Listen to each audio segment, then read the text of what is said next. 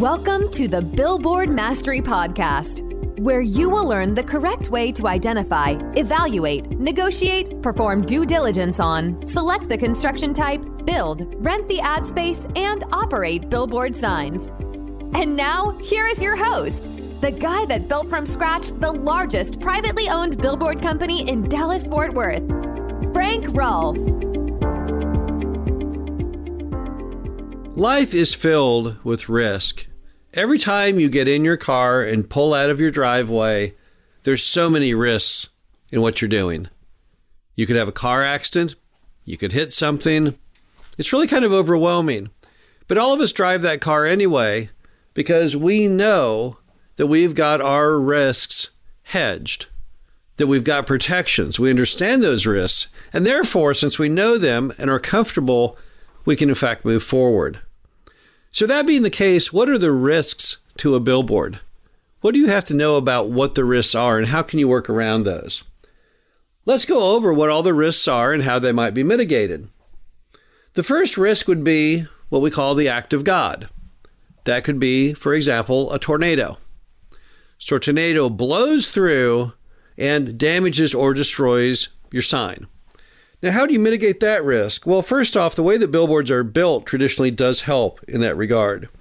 If you have a steel monopole sign, they're constructed with the concept that they can handle winds of 100 miles per hour in most states. It's part of the regulations. But on top of that, what happens when the wind gets that high? The advertisement typically comes off the sign, and then without the advertising wind load, the rest of the sign, just the raw steel, you can't knock that thing down in the strongest tornado imaginable. Steel signs really have the edge regarding storms. Now, wooden signs, not so much. Wooden signs don't have the ability typically to lose the panel before they may find it's that moment where structurally they can't hold together.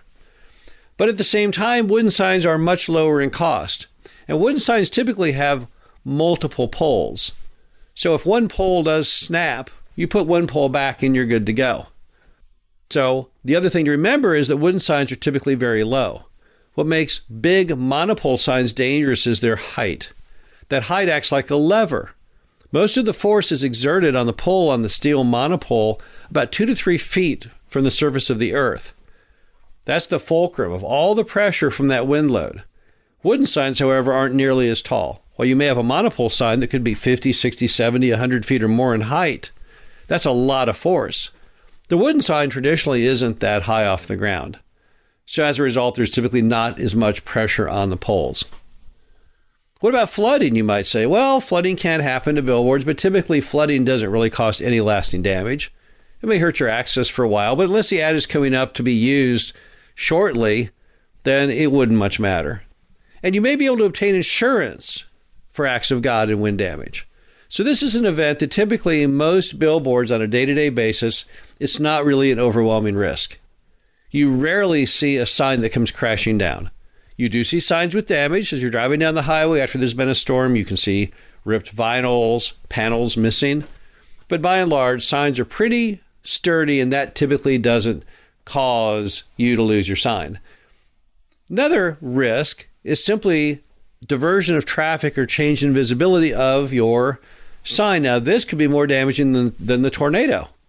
If you have a neighbor who puts up an obstruction that blocks your sign, then that's not good news at all.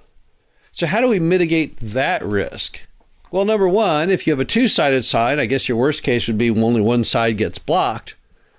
But better yet, you want to try to be as proactive as you can to make sure that does not occur. If you see someone developing the property next door, you should reach out to them and say, hey, I want to make sure we don't block each other.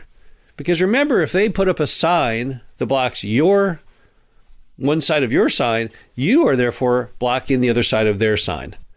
I found most property owners to be pretty easy to work with because they see that a proactive approach on signage is typically the best thing for them. But also understand the risk. That's why you want to have in your lease that in the event the sign is blocked, you have the right to remove it. If someone builds a building and blocks your sign, they're probably not too worried about you blocking the other side of their building. So that risk is always out there. And the only hedge you have to that is the fact that if you have to, you could terminate the sign. And if you terminate the signed lease, one other option you might have would be to reduce the amount that you are paying. So although that risk is a little harder perhaps to deal with than the act of God risk, once again, there are ways that you can reduce it. Next comes the typical thought of having some kind of large repair and maintenance costs or capital expenditure. The key question is, how long do signs last? And at what point are signs going to fall apart and you have to replace your investment? Again, we don't know for sure the answer to that, but we do know that steel signs are built in a manner that should last seemingly forever. There's really no deferred maintenance I've ever seen on a monopole. Monopoles have been around since the 70s. So at this point in the movie, they've been there typically for 50 years. And in half a century, I've never seen one that had a problem that required any expensive remediation. Wooden signs as well. Wooden signs are made traditionally out of old telephone poles. Telephone poles are creosoted, then they're pressurized. And they build them in that manner because the power company has no intention of replacing those lines ever once they put them in. I've never, once again, seen telephone poles go bad except in cases of standing water.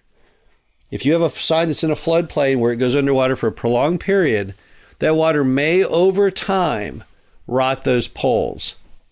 But by and large, once again, they don't need that much work. I've owned wooden signs themselves that were half a century old, and they were still running just fine. So I don't think you typically are going to see a big capital expenditure due on that sign rolling forward. So if all these risks, the main risks, are manageable, then why can't we just operate signs risk-free? Well, we can't. You have to always stay on top of your sign. If you see something that says that there's been a storm in the area, you need to have somebody out that way who can call and you can ask and say, how is my sign doing? Can you see it? Is it okay? And typically, hopefully, they'll say, oh yeah, it's still standing. It's perfectly fine.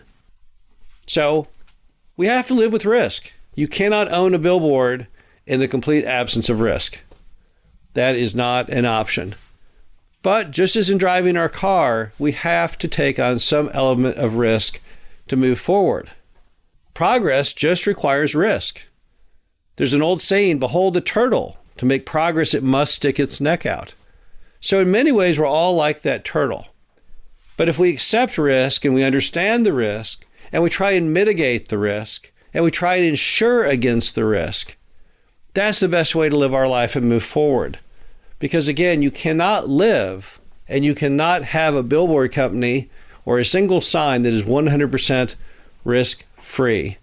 But the key is you want to build signs that are profitable enough that when you adjust for the risk, it still looks like a smart, sensible way to proceed towards financial freedom. This is Frank Rolfe, the Billboard Mastery Podcast. Hope you enjoyed this. Talk to you again soon.